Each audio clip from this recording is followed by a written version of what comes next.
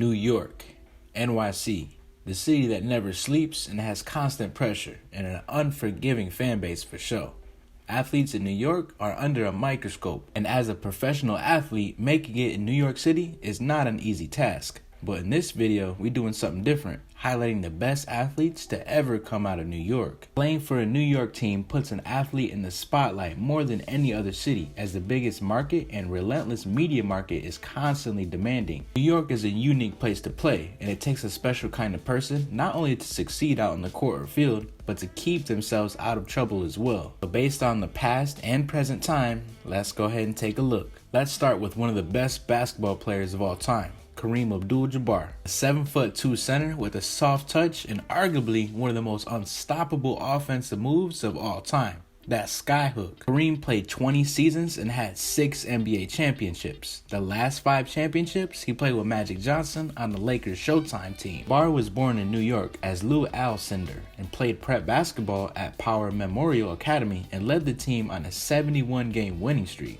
That man was balling at a young age and an old age. Anyways, he then played for UCLA under coach John Wooden, winning 3 straight NCAA championships in 1967, 68, and 69. So of course he was the top pick of the 1969 NBA draft, going to the Milwaukee Bucks, and 2 years later in 1971 led the Bucks for their first championship. That same year, he changed his legal name to KAREEM Abdul-Jabbar, what we know him as now. This is when he switched his religion to Islam. Later in his career, he was unhappy in Milwaukee. Then he was traded to the Lakers in 1975, which he played until the 1989 season. Now this man really invented the skyhook and close overhead the shot that was nearly impossible for anyone to defend. And with the Lakers, he won more championships in 1980, 82, 85, 87, and 88. He also won the NBA's MVP in 1971, 72, 74, 76, 77, and 80. He scored 38,387 points in his career, which is number 1 of points all time. So you can definitely argue that the GOAT came from New York. But if you don't think he's the GOAT, he's definitely top 5. Next is the baddest man on the planet, Mike Tyson.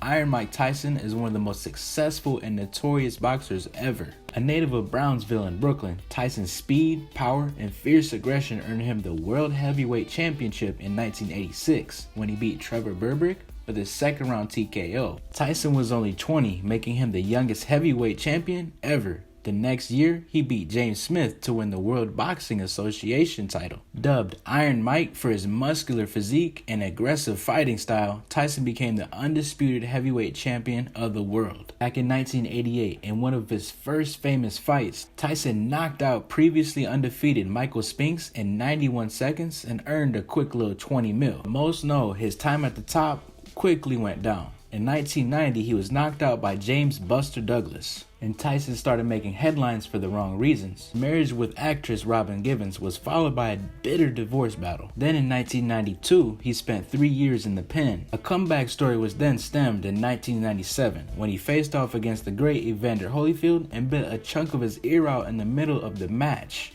What? But that wasn't the only time an attack happened. In a 2002 press conference, he attacked opponent Lennox Lewis and bit his leg.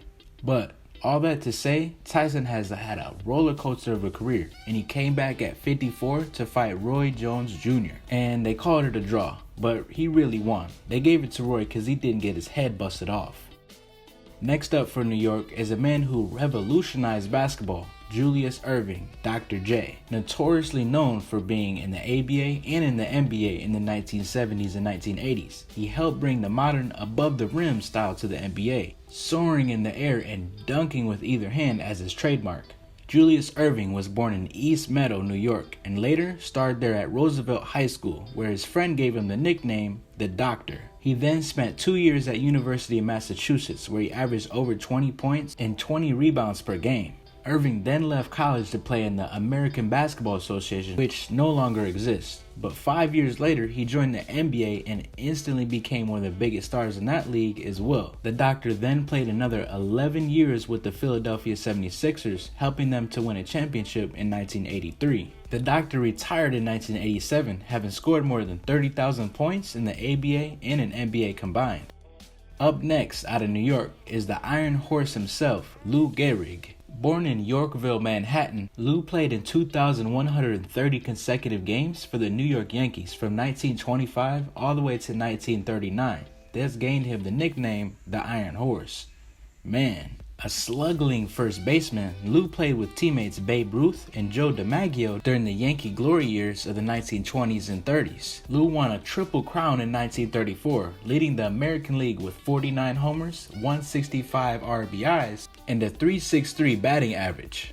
He also got the league's most valuable player in 1927 and in 1936, but is also remembered for 15 years without missing a single game. And that was a record that stood for half a century until it was broken in 1995. After 1939, just playing 8 games into that season, he was diagnosed with ALS. The Yankees recognized the day for him on July 4th, 1939, when he spoke to the fans and utterly had his famous line, "Today, I consider myself the luckiest man on the face of this earth." He died 2 years later in New York, RIP.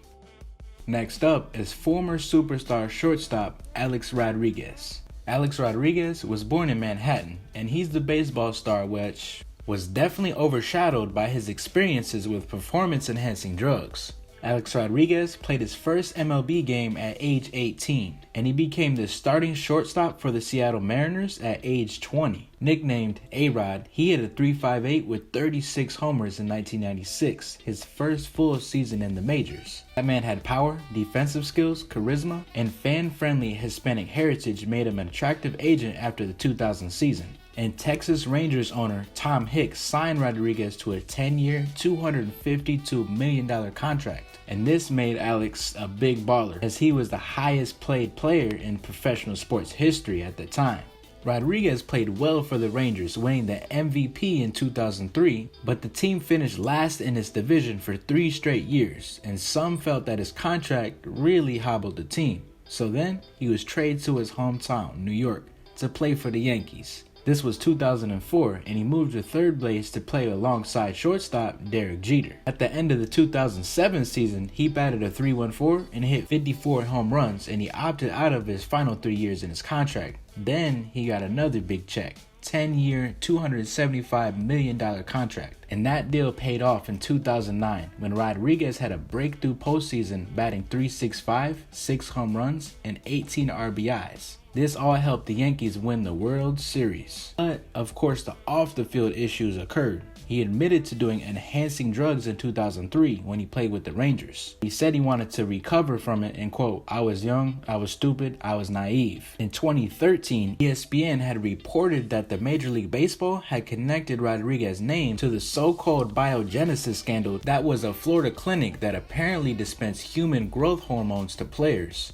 August 5th came of that year, and the MLB wasn't playing. They suspended him for 211 games, but then it was later reduced to 162 games. In 2015, A-Rod returned to the Yankees and resumed his career, collecting his 3,000th major league hit with the home run on June 19th, 2015. He retired in August of 2016, ending his major league career with 3,115 hits and 696 home runs. He later then became a commentator on baseball with ESPN. On March 9, 2019, he announced that he was engaged to singer and actress Jennifer Lopez. Okay then, boy. Next up, we have to include the GOAT, Michael Jordan. He was born in Brooklyn, won 6 championships, and completely dominated the 90s. Even though much of his upbringing was in North Carolina, he was born in Brooklyn, so we had to include him. That does it. Please give us a thumbs up, subscribe to the Sports Plug Nation if you ain't already, and comment below what other cities you want to see the best athletes came from. And as always, thank you for watching.